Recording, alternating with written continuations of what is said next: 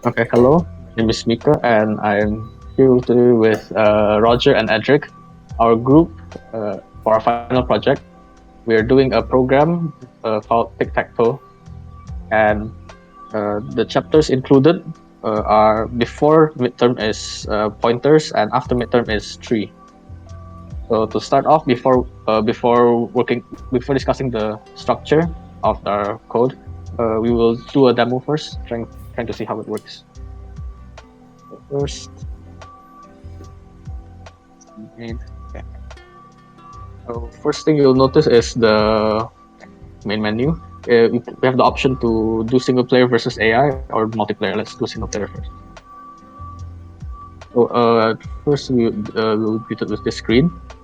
First player will be AI, and this will be random each time. So AI selected location A1, so there's the X, and we are the O, so we can pick a location in anyone we want. Like for example, let's do the middle, which is B2.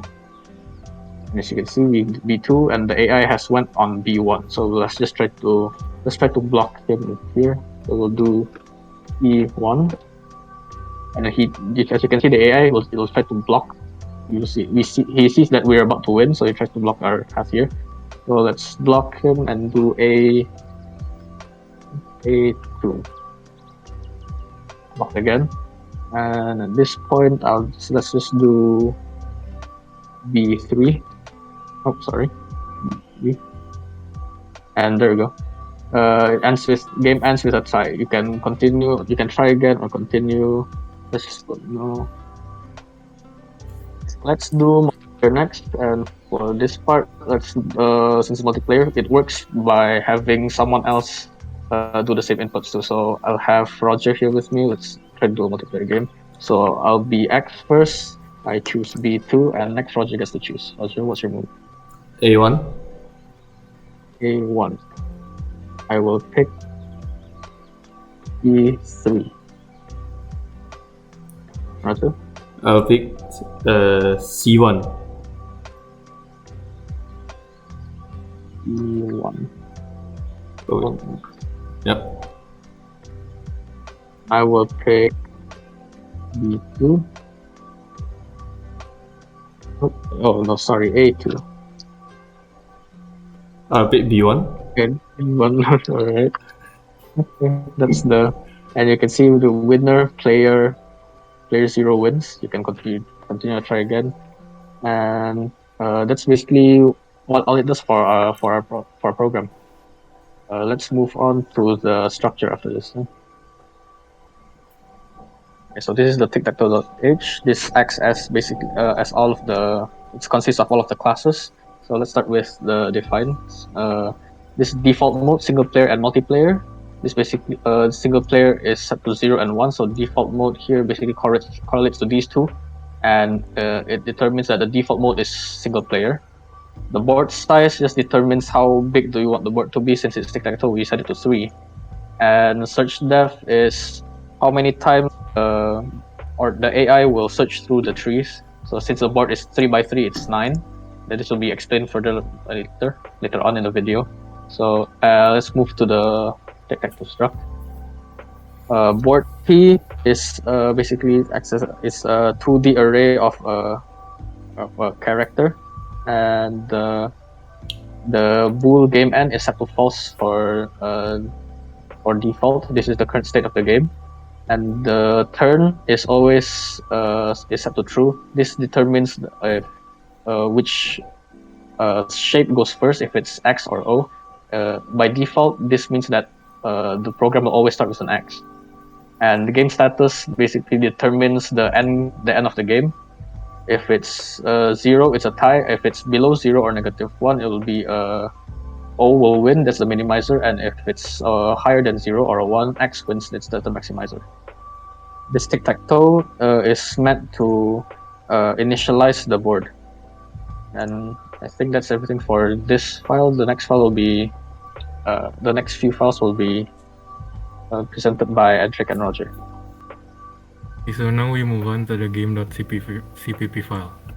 So the first function we have is the run function, and called the main.cpp. Basically, the first line we have is this generates a random integer. And the second one, we create a string for the command and set the play to true. So this is an infinite loop because play is true. And then we create the board first, print out the board, and then we get the line for the command.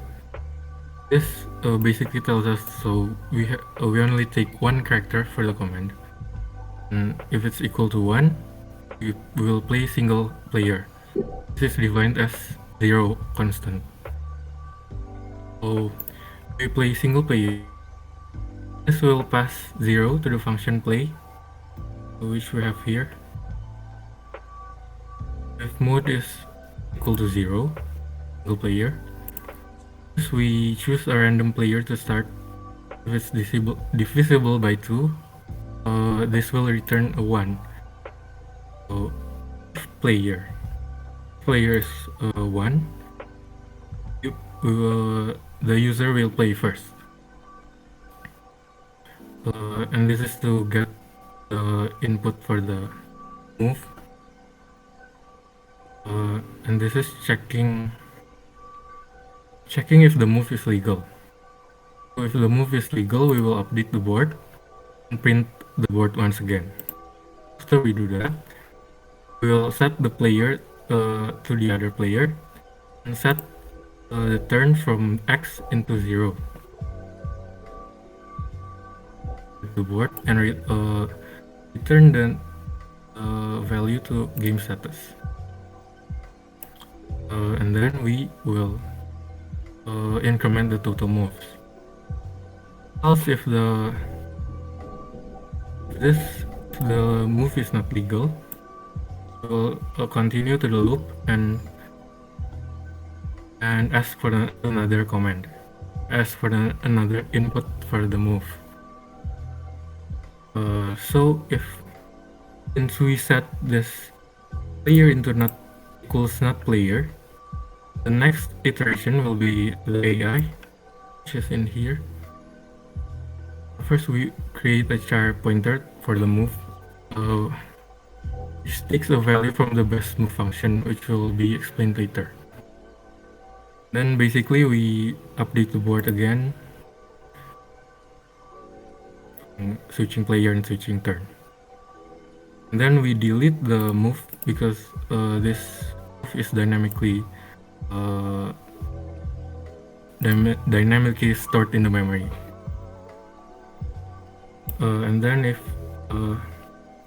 total move is already equal to the board size times board size, which is 9, or the game status is not 0, since the game status takes value from evaluate board, and evaluate board will return either 0, negative, or positive. So we will set the game end equals true, and this will stop this loop from creating. And if we choose the user chooses multiplayer, this will input a 1 to this function. If the mode is equal to 1, we'll print the board. And while the game is not ending, we will do the same thing, but in here we'll take 2 inputs instead of taking the input from the AI.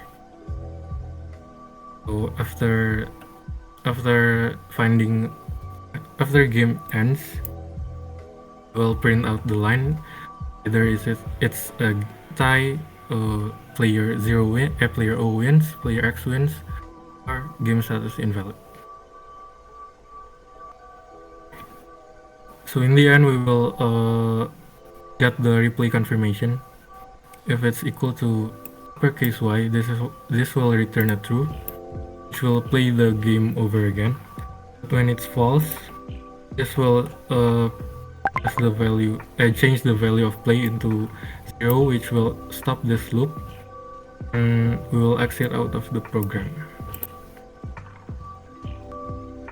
So moving on from the game.cpp, we'll now explain about Tic-Tac-Toe library.cpp, which is basically a file that contains all the functions that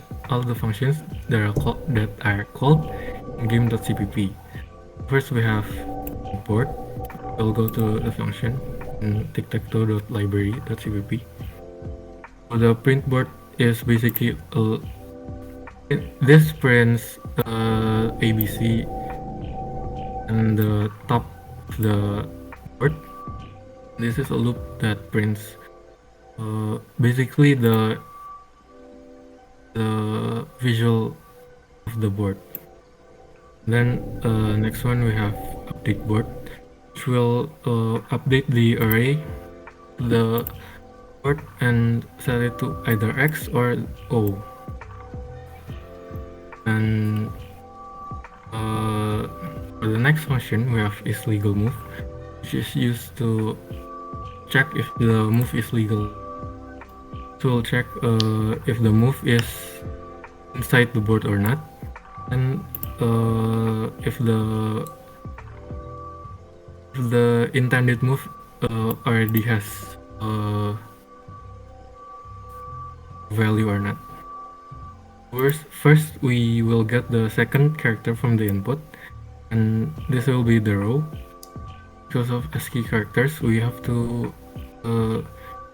minus it by 1, and this is the first character of the input. This will be the column. Then we check if the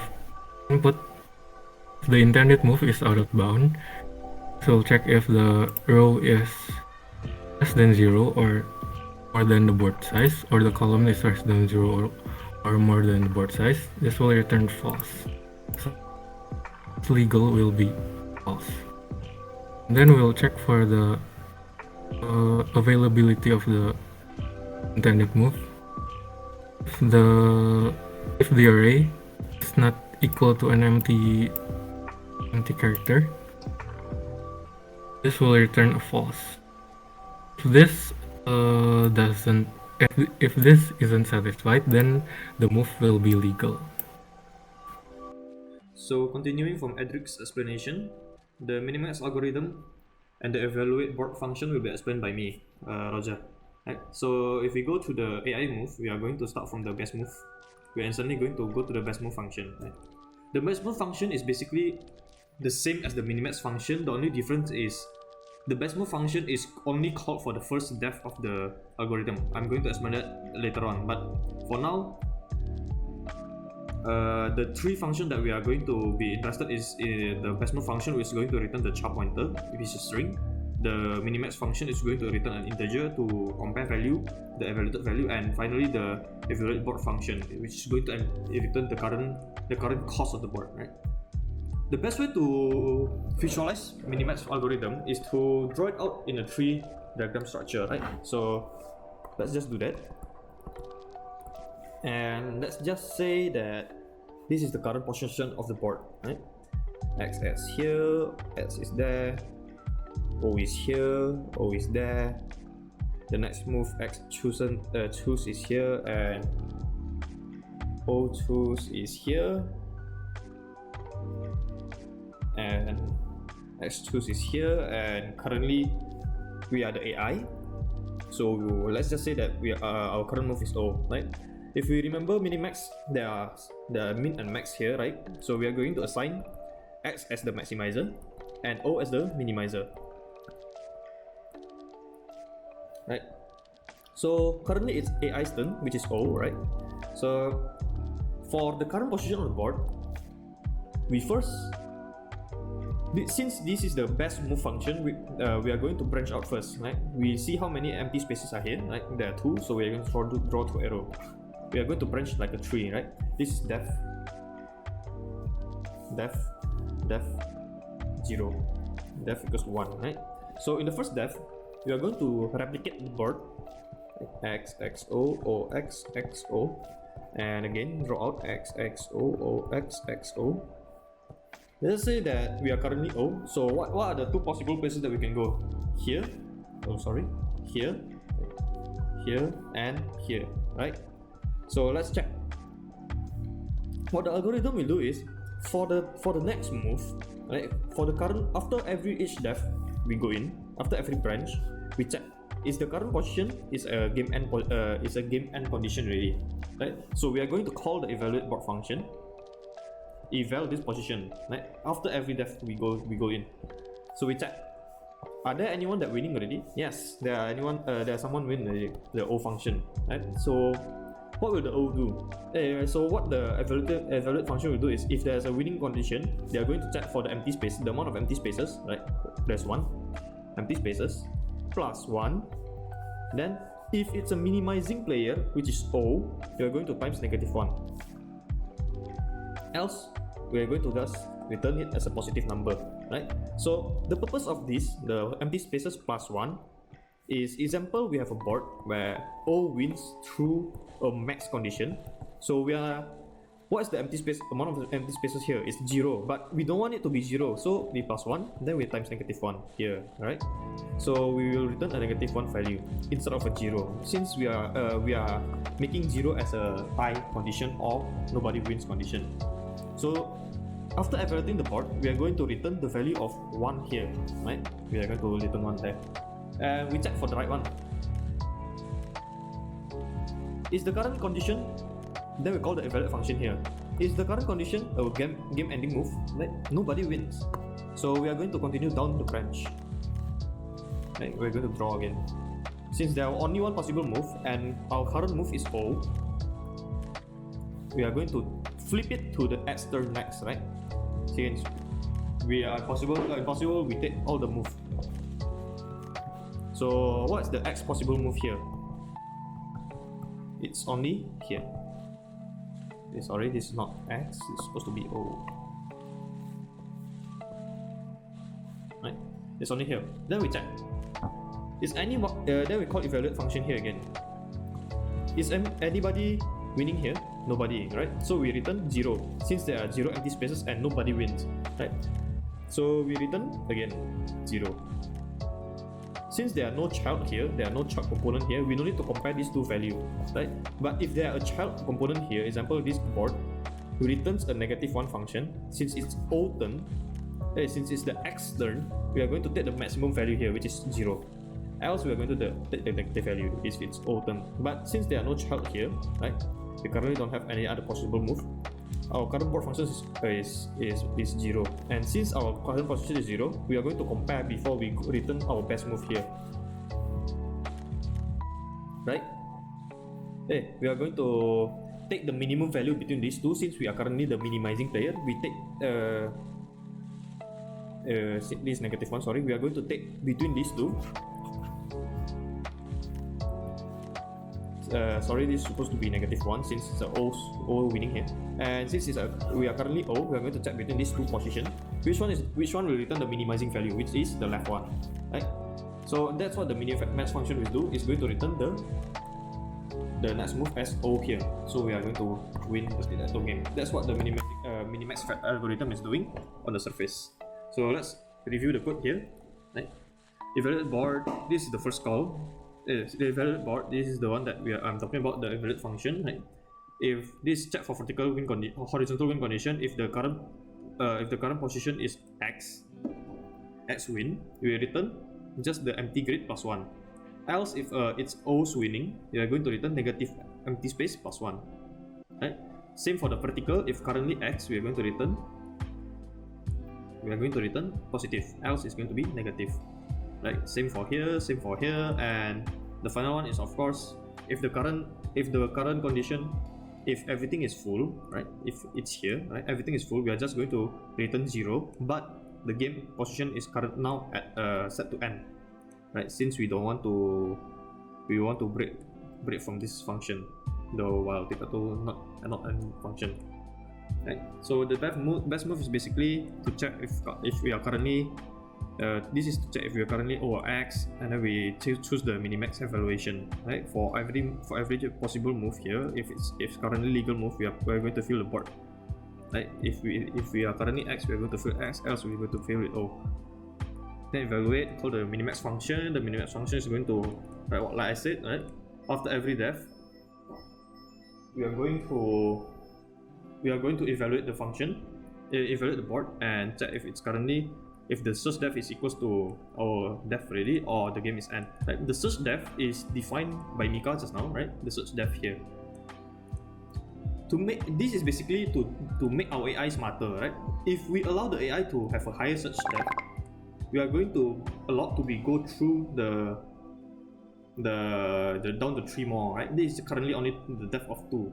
So to make the AI smarter, we are going to give it 9. Else we are going to give it like 3 or 6 or 4. Right? If it's currently the depth of the tree already, we are just going to return the board cost. Or the game end, we are going to return the board cost. And if currently the maximizing player, you are going to get for the maximum evaluate here, right? For all the possible move on the current board.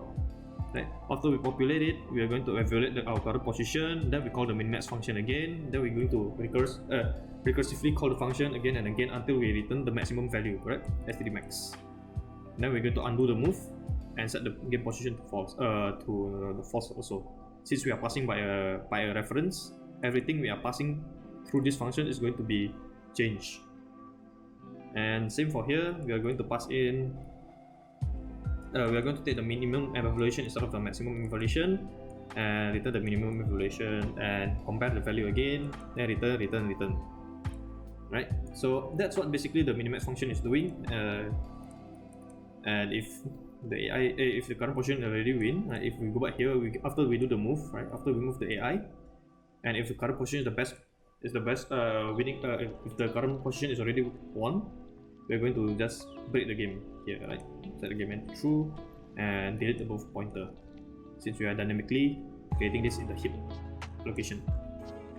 And that's it for the brain of the algorithm. And thank you.